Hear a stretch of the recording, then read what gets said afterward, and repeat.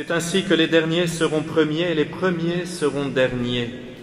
Voilà bien une vérité que nous aimons reprendre à notre compte lorsqu'une situation nous permet de passer devant d'autres personnes et avec un joli sourire nous les rappelons que les derniers seront premiers.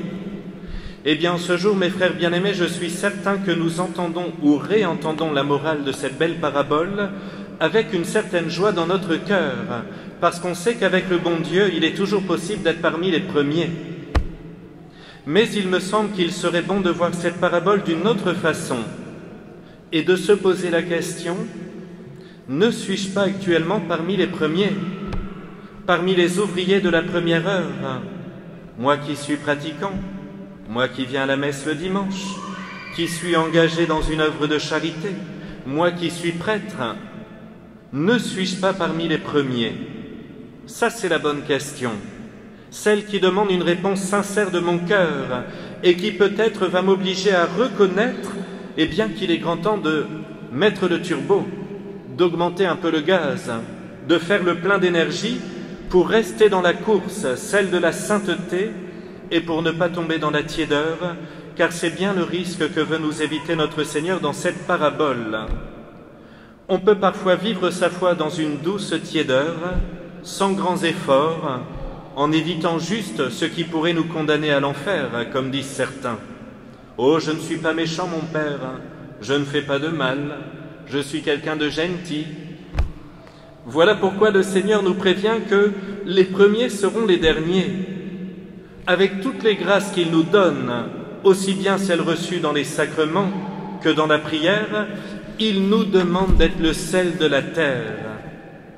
Tout ce que nous faisons doit être le signe de notre appartenance à Jésus, notre capacité à aimer les autres, inconnus ou proches, notre désir de pardonner et de prier pour nos ennemis, notre bonté à toute épreuve, signe de la paix intérieure, notre fidélité à la prière, particulièrement lorsque les événements la rendent plus difficile, notre espérance en la vie éternelle au milieu d'un monde qui ne donne pas de réponse sur cet aspect si important.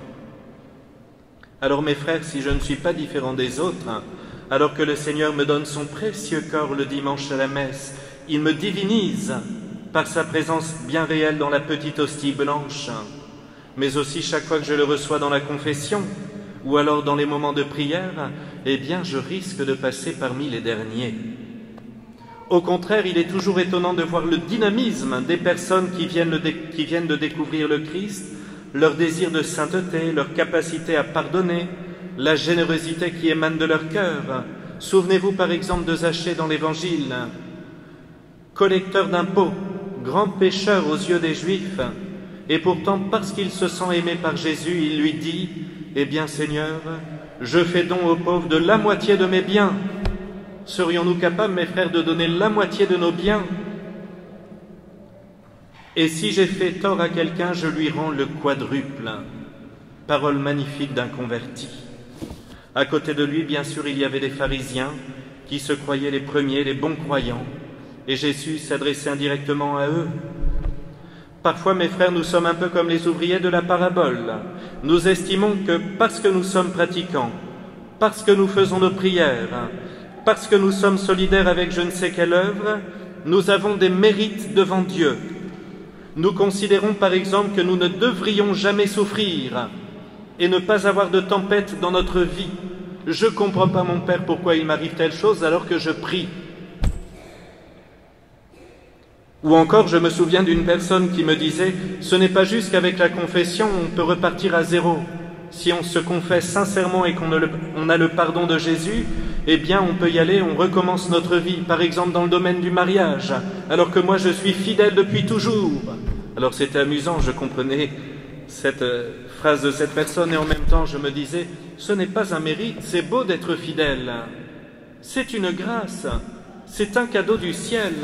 Il faut s'en réjouir. » On a presque l'impression que parfois on réclame des mérites à Dieu. C'est du donnant-donnant. Je prie, donc je ne devrais pas souffrir. Je ne fais pas de gros péchés, donc j'ai le droit de juger les autres. Mais mes frères, en ce jour, la parabole nous dit, eh bien, de ne pas parler d'égal à égal avec Dieu. Son amour et sa générosité dépassent infiniment notre amour et notre générosité. Tenez, depuis ce matin, combien de temps avons-nous prié le Seigneur, et lui, qu'a-t-il fait pour nous?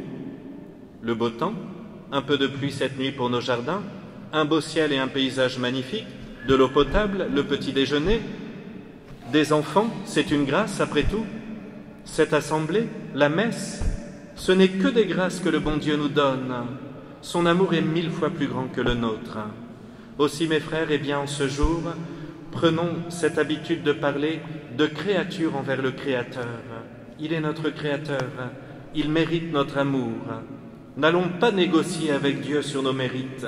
Comprenons que la vie éternelle qu'il nous offre, nous ne la méritons pas, elle est merveilleuse, elle nous dépasse complètement. Alors il est vrai que parfois dans les évangiles, il nous parle de préparer ses demeures au ciel. C'est donc qu'il faut travailler. Alors certains grands théologiens vous diront que, et ce n'est pas tout à fait faux, que plus nous sommes saints ici-bas, plus nous aurons la grâce d'être proches du Seigneur au ciel. Ce qui est logique. Allez mes frères, et puis deuxième aspect fondamental de cet évangile. Le Seigneur continue à appeler des ouvriers. Vous avez vu, à toute heure de la journée, il les appelle. En vérité, mes frères, dans tous les cœurs qui battent sur terre, il essaie de se rendre présent et de donner son amour. Mais il a voulu que vous et moi nous soyons associés, tous les chrétiens, à cette mission apostolique de faire que tous les hommes croient en lui et profitent de l'espérance du ciel, de sa présence amicale dans la prière. C'est Jésus qui nous demande de l'annoncer au monde. Hélas, mes frères, reconnaissons que parfois nous ne sommes pas à la hauteur, moi le premier. Parfois nous n'osons pas annoncer notre foi aux autres. Alors il me semble qu'il y a au moins 3 petits dangers ou 3 grands dangers qui nous empêchent d'annoncer Jésus aux personnes qui nous entourent. Tout d'abord, c'est le relativisme, qui est si présent aussi bien dans l'Église que dans le monde, qui fait par exemple qu'on vit un peu selon nos sentiments. On se dit tout le monde va être sauvé, ce sera très beau au ciel. Mais pourtant Jésus nous dit que non. Il nous dit que si quelqu'un rejette la foi en lui, il ne peut être sauvé. S'il refuse librement de croire, eh bien le Seigneur ne va pas le forcer, parce qu'il respecte infiniment notre liberté. Alors là, tout de suite, avant de vous dire « Oulala, le Père, il est dur », non. Ce qu'il faudrait faire, mes frères, c'est de reprendre les évangiles, c'est de reprendre le catéchisme, c'est de reprendre les pères de l'Église, les lire quelques minutes et essayer de bien comprendre cet aspect. Et là, d'ailleurs, si vous découvrez quelque chose, venez me voir, vous me dites « Ben tiens, Père, je ne suis pas d'accord parce que regardez ce que dit le catéchisme ». Mais vous voyez, mes frères, nous devons travailler nos connaissances de la foi, du catéchisme. Si je ne connais pas assez ma foi, comment pourrais-je la transmettre aux autres? Vous voyez, hier, on a eu la chance au catéchisme avec les plus grands de relire le « Je crois en Dieu », le symbole des apôtres que nous allons réciter avec eux dans quelques instants. Tout est dit dans ce beau symbole des apôtres. Jésus, né de la Vierge Marie, Marie est vierge, je dois y croire. Je crois à la rémission des péchés, Jésus pardonne les péchés. Je crois à la résurrection de la chair, bon, mon corps va ressusciter. Et oui, c'est Jésus qui me le promet. Et ça, mes frères, il faut essayer de l'étudier pour le transmettre au monde. Ce sont des vérités magnifiques. D'ailleurs, allez, nous allons faire un peu de mathématiques. Là, je compte sur les enfants. Accrochez-vous. Combien y a-t-il d'heures dans une année? Je vous donne la réponse. 8760 heures. C'est intéressant. Si on enlève tous les jours 8 heures de sommeil, 2 heures de repas et de pause, 40 heures de travail par semaine, il nous reste 3200 heures. Jusqu'à là, vous me suivez, mes frères. Sur ces 3200 heures, on enlève 53 messes du dimanche, d'1 heure. Bon, allez, on va arrondir à 1h15. La nôtre est un peu plus longue, très bien. Allez, on va dire qu'il nous reste 3000 heures pour faire les courses, repasser le linge, jouer un peu, se reposer, se promener. Sur ces 3000 heures, combien je vais en dédier à lire un tout petit peu les évangiles et le catéchisme? 5 dans l'année? 5 heures? 10 heures? 1 par mois? Allez mes frères, essayons de nous fixer un temps pour grandir dans notre foi. Deuxième aspect fondamental. Pour transmettre la foi, il faut faire en sorte que ma personne ne repousse pas les autres. Tout d'abord dans ma façon de me présenter, c'est important. Je parle ici du côté extérieur, mais aussi dans la joie qui rayonne sur mon visage, une joie profonde, parce qu'une personne triste ou dure n'est pas attirante, désolé de vous le dire. Je me souviens d'ailleurs dans une paroisse, il y avait toujours 2 prêtres qui confessaient dans des confessionnaux comme ça, c'est pas ici, je vous rassure. L'un des 2 était assez costaud, mais toujours joyeux, une bonne patte, comme on dit, et l'autre était tout fin, sec, avec un visage un peu sec, gentil comme tout. Mais alors on rigolait parce que le dimanche, il y avait toujours plus de monde du côté du prêtre souriant. Alors ils discutaient entre eux, oui, mais toi t'es souriant, ça attire plus. Eh oui. C'est un détail, mes frères, mais notre visage en dit long aussi sur notre cœur. Et même si nous avons des difficultés dans notre vie, et nous en avons tous, essayons tout de même, par amour pour Jésus, de transmettre la joie de lui appartenir aux autres. Enfin, dernier aspect, je termine ici, c'est ma fidélité à l'Évangile. Le Seigneur nous promet de veiller sur nous.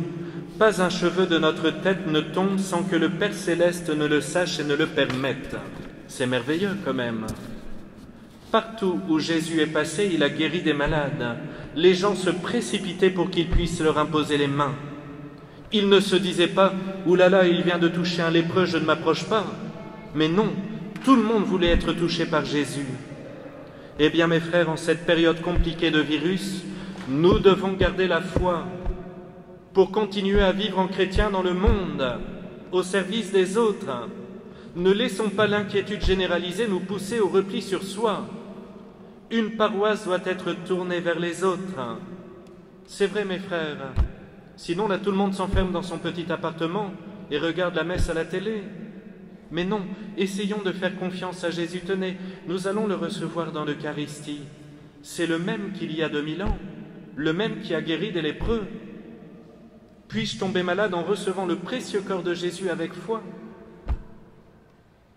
Retenons simplement, mes frères, que le Seigneur continue à appeler de nombreuses personnes à le rencontrer et à découvrir son amour immense. Nous sommes des maillons de la chaîne, nous avons la mission de transmettre la joie qui nous habite, la foi qui nous fortifie, l'espérance du ciel qui nous pousse à plus d'amour. Alors soyons fidèles et lui, le Seigneur, sera fidèle. N'ayons pas peur de transmettre le Christ, et lui entrera dans les cœurs pour consoler les âmes. Et si nous ne savons pas comment faire, eh bien, vous savez que nous avons Marie qui nous guide. Lorsque nous ne savons pas comment parler de notre foi aux autres, ça arrive, eh bien tout de suite nous lui disons « Très Sainte Vierge Marie, aidez-moi. Je voudrais parler de Jésus à mes enfants, à mes petits-enfants, à ce collègue de travail. Je ne sais pas comment faire, éclairez mon intelligence. » Et je vous promets que Marie est toujours au rendez-vous pour nous aider à transmettre son Fils Jésus. Amen.